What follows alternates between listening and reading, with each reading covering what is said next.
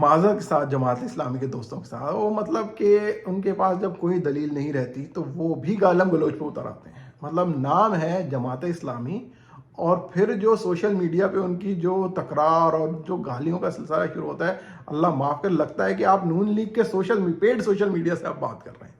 देखिए, आप लोगों को एक चीज़ एक्सेप्ट करनी पड़ेगी कि आपकी परफॉर्मेंस जो इलेक्शन में रही है वो 2 सीटों ही के काबिल थी। 2 से बढ़ के वो 3 हो सकती थी, लेकिन इससे ज़्यादा नहीं हो सकती थी। आप कोई कराची की सबसे बड़ी जमात नहीं थे। अगर आप अभी तक ये समझते हैं कि आप कराची की सबसे बड़ी जमात थे, तो आप यकीन करें अभी तक मिसरीड कर रहे हैं। जो जमात इस्लामी ने इस इलेक्शन में खुसूसन कराची में स्पॉइलर का रोल प्ले किया है कि जिसमें उन्होंने हर जगह पे पीटीआई के खिलाफ बंदा खड़ा करके चंद हजार वोट लिए, मतलब तीसरे नंबर पे आ रहे हैं, कहीं कहीं चौथे नंबर पे आ रहे हैं। और वजह क्या है कि सिर्फ और सिर्फ पीटीआई की या तो जीत का मार्जिन कम करने की कोशिश की जाए या फिर कहीं पर चंद हजार वोट लेके उनकी शिकस्त का बायस बने। लेकिन बहरहाल अवाम बाहर निकल के अगर किसी जमात के साथ उन्होंने मोहब्बत का इजहार किया ना और किसी भी जमात के लिए उन्होंने अपने वोट का हक अदा किया, तो वो तहरीक इंसाफ ही थी।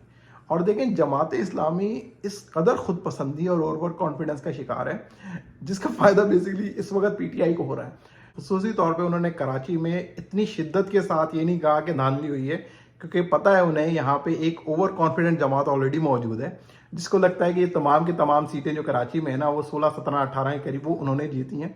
तो वो ऑलरेडी इलेक्शन कमीशन और तमाम जगहों पे लगे हुए हैं कि इसकी छानबीन की जाए, वोटों की गिनती दोबारा की जाए।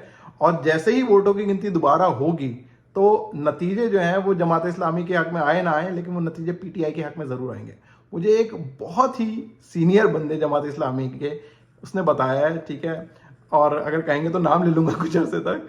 और उन्होंने ये कहा है कि भाई हमने बहुत सारे फॉर्म 45 हासिल किए, उनकी कॉपीज, और जब हमने उसको काउंट किया तो जिन जिन हलकों में हमें लग रहा था ना कि हम आगे हैं, उन हलकों में बेसिकली हमसे आगे पीटीआई थी। यानी पहले नंबर पे पीटीआई थी, कहीं पे हम दूसरे नंबर पे थे और कहीं पे उन्होंने ये कहा है कि हम दूसरे नंबर से भी नीचे थे। लेकिन उन तमाम हलकों में अक्सरियत में जिस पार्टी के पास वोट था ना वो था पीटीआई।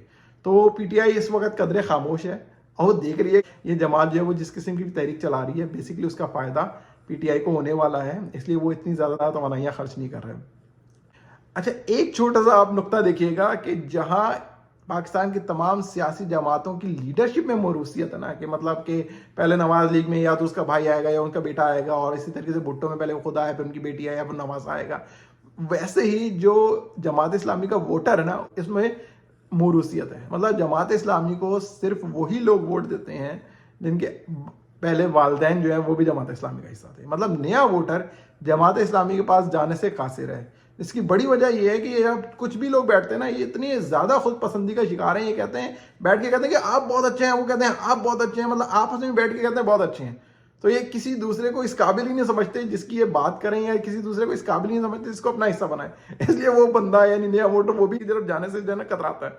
यही वजह है कि सिर्फ और सिर्फ जमात इस्लामी का वोट बढ़ने के बजाय हमेशा घटता ही जाता है, उनकी सीटें बढ़ने के बजाय घटती जाती हैं। और जब तक वो अपना मुहासबा नहीं करेंगे, जब तक वो असल हकीकत तक नहीं पहुंचेंगे, जब तक उनके साथ यही होगा, मतलब जब तक वो 2 या 3 सीटों की ही जमात होगी, और वो भी सिर्फ कराची से ही।